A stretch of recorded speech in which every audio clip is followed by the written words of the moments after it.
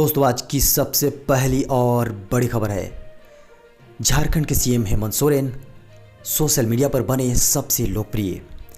दोस्तों बेहद बड़ी खबर आ रही है। सोशल मीडिया पर झारखंड के मुख्यमंत्री श्री हेमंत सोरेन की लोकप्रियता लगातार बढ़ रही है। खबरों के अनुसार 27 दिसंबर 2019 को सीएम पद की शपथ लेने से पहले ट्विटर पर श्री सोरेन के 32,000 फॉलोअर थे। आपको बता दें कि पिछले 6 माह में ट्विटर पर इनके फॉलोअर्स की संख्या बढ़कर 3,95,000 हो गई है। खबरों के अनुसार इधर फेसबुक पर भी उनके फॉलोअर्स लगातार बढ़ रहे हैं। खबर है झारखंड के कई जिलों में भारी बारिश और आकाशीय बिजली गिरने की चेतावनी। दोस्तों खबर आ रही मानसून की बारिश झारखंड के लगभग हर जिले में जारी है। आपको बता दें कि राजधानी रांची, लोहरदगा, गढ़वा, पलामू के कई हिस्सों में सुबह से भारी बारिश जारी है। कई क्षेत्रों में जलजमाव की भी समस्या उत्पन्न हो गई है। मौसम केंद्र के वैज्ञानिकों के अनुसार 4 जुलाई तक झारखंड के उत्तरी और दक्षिण हिस्सों में बारिश के साथ आकाशीय बिजली गिरने की चेतावनी जारी कर दी गई है। रांची में भी रविवार को दिन भर धूप खिलने के बाद देर शाम बादल छाए और छिटपुट बारिश हुई। अधिकतम तापमान में 1 डिग्री की गिरावट दर्ज की गई। वैज्ञानिकों ने बताया कि बंगाल की खाड़ी से आ रही हवा और झारखंड में बनी नमी की वजह से पूरे प्रदेश में बारिश हो रही है। खबर है जन्म मृत्यु प्रमाण पत्र के निबंधन के लिए अब ऑनलाइन आवेदन। दोस्तों खबर निकल कर आ रही रांची नगर निगम में मृत्यु प्रमाण पत्र और जन्म प्रमाण पत्र के लिए निबंधन के लिए ऑनलाइन सिस्टम लागू कर दिया जाएगा। फिलहाल ऑनलाइन सॉफ्टवेयर को केंद्र सरकार के जन्म मृत्यु प्रमाण पत्र के ऑनलाइन सॉफ्टवेयर से जोड़ने की कवायद की जा रही है।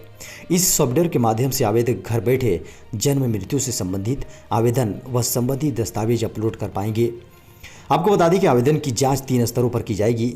उसके बाद ऑनलाइन जन्म मृत्यु प्रमाण पत्र जारी किए जाएंगे।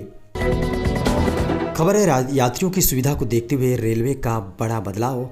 जी हाँ, यात्रियों को ट्रेन में मिलेगी ये सुविधा। दोस्तों देश में कई प्रयासों के बाद भी कोरोना वायरस का खतरा का संक्रमण काफ़ी तेज़ी से फैल रहा है। हजारों नए मामले सामने आ रहे हैं। अब कोरोना के बढ़ते प्रकोप को देखते हुए भारतीय रेलवे ने ट्रेनों में बड़ा बदलाव कर दिया है। आपको बता दें कि ऐसी ट्रेनों के वातानुकूलित डिब्बों में यात्रियों को अब ऑपरेशन थिएटर की तरह ताज़ी हवा मिलेगी, जो संक्रमण के प्रसार को रोकने में काफ़ी हद तक मदद करेगी। खबरों के अनुसार रेलवे अधिकारियों ने कहा कि भारतीय रेलवे द्वारा राजधानी मार्गों पर 12 मई से शुरू की गई 15 एसी ट्रेनों में यह प्रयोग शुरू किया गया है। यह रेलवे की कोरोना स्थिति में ट्रेनों को संचालित करने की तैयारी का एक बड़ा हिस्सा है। आपको बता दें कि अधिकारियों के अनुसार रेलवे की एसी बोगियों में छत पर चढ़े एसी पैकेज ऑपरेशन थिएटरों की तरह हवा को 16 से 18 बार प्रति घंटे से अधिक बदलते हैं। इससे पहले इन एसी ट्रेनों में हर घर को केवल 6 से 8 बार बदला गया था और बोगियों में जारी हवा 80% परिचालन में थी और केवल 20% ताज़ा थी। हालांकि हवा में परिवर्तन की संख्या में वृद्धि के साथ ऊर्जा की खपत में भी 10 से 15% की वृद्धि होगी। एक बड़ी खबर आ रही है दोस्तों, अगर आपका भी इस बैंक में है अकाउंट तो हो जाएं सावधान, वरना खाली हो सकता है आपका अकाउंट्स। दोस्तों खबर आ रही है कोरोना के कहर के बीच देश के दूसरे बड़े बैंक पीएनबी ने अपने ग्राहकों के लिए एक चेतावनी संदेश जारी किया है, जिसमें बैंक ने बताया कि अगर ग्राहकों ने लापरवाही बरती तो उनका सारा पैसा गायब हो सकता है। खबरों के अनुसार एक बड़ा साइबर हमला हो सकता है, जिसमें जरा सी लापरवाही के कारण आपका पूरा अकाउंट्स खाली हो सकता है।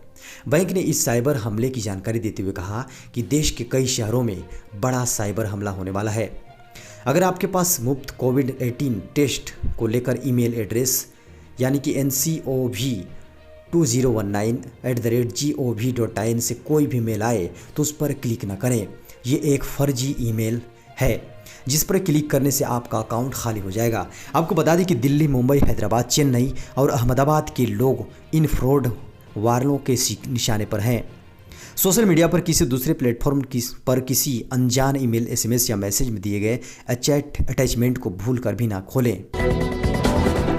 खबर है जम्मू और कश्मीर में फिर कुछ बड़ा होने वाला है। एलपीजी स्टॉक बढ़ाने और स्कूलों की बिल्डिंग खाली करने के आदेश। दोस्तों जम्मू कश्मीर के लिए जारी 2 आदेशों से वहां एक बार फिर से खलबली सी मच गई है। आपको बता दें कि सरकार ने आदेश दिया है कि घाटी के लिए 2 महीने का एलपीजी सिलेंडर का स्टॉक कर लिया जाए और सुरक्षा बलों के लिए स्कूलों की इमारतें खाली रखी जाएं। इन आदेशों को लेकर गहमागहमी इसलिए बढ़ी हुई है क्योंकि पाकिस्तान के भीतर बालाकोट में एयर स्ट्राइक से पहले और 5 अगस्त 2019 को प्रदेश से आर्टिकल 370 हटाने से पहले भी केंद्र सरकार ने कुछ ऐसी ही तैयारियां की थी। इस समय पूर्वी लद्दाख में चीन के साथ जो तनाव का माहौल बना हुआ है और उधर पाकिस्तानी कब्जे वाली कश्मीर में पाकिस्तान की सेना जिस तरह की गतिविधियां बढ़ा रही हैं। खबरों के अनुसार नागरिक आपूर्ति एवं उपभोक्ता मामलों के विभाग ने इंडियन ऑयल कॉरपोरेशन को कश्मीर में 2 महीने की एलपीजी स्टॉक सुनिश्चित करने को कहा है।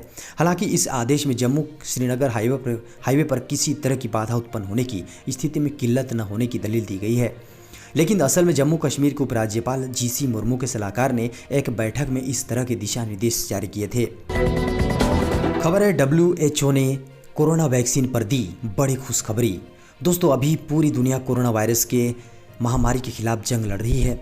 आपको बता दें कि ऐसी स्थिति में तमाम देश को वैज्ञानिक महामारी के खिलाफ एक टीका बनाने की कोशिश कर रहा है ताकि कोरोना जल्द से जल्द इससे छुटकारा पा सके। इसी बीच दुनिया के लिए एक अच्छी खबर सामने आई है। वास्तव में दुनिया को जल्द ही महामारी के खिलाफ एक कोरोना वैक्सीन प्राप्त हो सकती है। आप सोच रहे होंगे कि आपने ऐसी खबरें कई बार पढ़ी और सुनी होंगी, लेकिन इस बार विश्व स्वास्थ्य संगठन यानी WHO ने इसकी असलियत बताई है। खबरों के अनुसार विश्व स्वास्थ्य संगठन के अनुसार दुनिया को जल्द ही कोरोना के खिलाफ एक टीका मिलेगा। संगठन के अनुसार एस्ट्राजेनेका फार्मा कंपनी के कोरोना वैक्सीन का परीक्षण अंतिम चरण में है। इस टीके को CHAdOx 1NCOV19 या AZD1222 भी कहा जाता है। WHO के मुख्य वैज्ञानिक के रूप में कार्यरत डॉक्टर सौम्या स्वामीनाथन ने कहा कि वैक्सीन मानव परीक्षणों के अंतिम चरण में है और एस्ट्राजेनेका फार्म कंपनी कोरोना के लिए बनाए जा रहे बाकी वैक्सीन में सबसे आगे है। यूके, दक्षिण अफ्रीका और ब्राज़ील में इसका परीक्षण चल रहा है। यह टीका 10,260 लोगों को दिया जाएगा। खबर है PPE किट को लेकर केंद्र सरकार का बड़ा फैसला। जी हां, कोरोना संकट के बीच केंद्र सरकार ने PPE मेडिकल के निर्यात पर पाबंदी को लेकर एक बड़ा फैसला सुनाया है। सरकार ने PPE के निर्यात की अनुमति दे दी है। हालांकि सरकार ने PPE के निर्यात पर सालाना 50 लाख पीस का कैप लगा रखा है। दूसरा ये कि सरकार ने PPE की अन्य सामग्रियों के निर्यात पर रोक जारी रखी है। खबरों के अनुसार सरकार ने 12 जरूरी दवाओं और 12 एक्टिव फार्मास्यूटिकल इंग्रेडिएंट यानी API के निर्यात पर लगी रोक हटा दी है। उस दौरान जिन दवाओं के निर्यात पर बैन हटाया गया है उनमें tinidazole, metronidazole, acyclovir, vitamin B1, vitamin B6, vitamin B, chloramphenicol शामिल हैं। खबर है 30 जून के बाद बदल जाएंगे आपके बैंक अकाउंट से जुड़े ये नियम। दोस्तों, बड़ी खबर निकल कर आ रही है। आपके बैंक अकाउंट से जुड़े कुछ नियम 30 जून के बाद से बदल जाएंगे। दरअसल मार्च के अंतिम सप्ताह में पहली बार देश भर में लॉकडाउन के ऐलान के बाद वित्त मंत्री निर्मला सीतारमण ने करोड़ों बैंक अकाउंट होल्डर्स के लिए एक खास ऐलान किया था। वित्त मंत्री ने बताया था कि किसी भी बैंक सेविंग्स अकाउंट में 3 महीनों के लिए औसत न्यूनतम बैलेंस रखने की अनिवार्यता नहीं होगी। यह अप्रैल, मई और जून के लिए लागू हुआ था। अभी तक वित्त मंत्रालय या किसी भी बैंक की तरफ से इस बारे में स्पष्टता नहीं मिली है कि इस छूट को आगे भी बढ़ाया जाएगा या नहीं। सरकार के इस फैसले का मतलब था कि अगर इन 3 महीनों के दौरान किसी बैंक अकाउंट में औसत न्यूनतम बैलेंस नहीं रहता है तो बैंक इस पर पेनाल्टी नहीं वसूल सकेंगे। हर बैंक अपने हिसाब से न्यूनतम बैलेंस तय करता है। इन औसत रकम को हर महीने अकाउंट में मेंटेन करना होता है। खबर है चीन से तनाव के बीच भारत को मिलेंगे 6 राफेल। दोस्तों, चीन से जारी विवादों के बीच भारत को फ्रांस से 6 राफेल फाइटर जेट मिलने वाले हैं। ये फाइटर जेट जुलाई के अंत तक ही भारत को मिल जाएंगे। रिपोर्ट के अनुसार इस फाइटर जेट में 150 किलोमीटर तक अटैक करने वाली मीटियर मिसाइल भी रहेंगे। इससे भारत की ताकत में बढ़ोतरी होगी। खबरों के अनुसार इस समय फ्रांस में पायलटों की ट्रेनिंग चल रही है। ट्रेनिंग पूरी होते ही ये जेट भारत को मिल जाएंगे। अनुमान लगाया जा रहा है कि जुलाई के अंत तक ये राफेल जेट भारत पहुंचेंगे। साथ ही इन्हें जल्दी ही किसी मिशन में भी शामिल किया जा सकता है। मिली जानकारी के अनुसार ज़्यादा संख्या में ये जेट भारत आ सकते हैं। इसके लिए 17 गोल्डन एरो स्क्वाड्रन के कमांडिंग ऑफिसर का चयन किया जाएगा जो पहला राफेल उड़ाएंगे।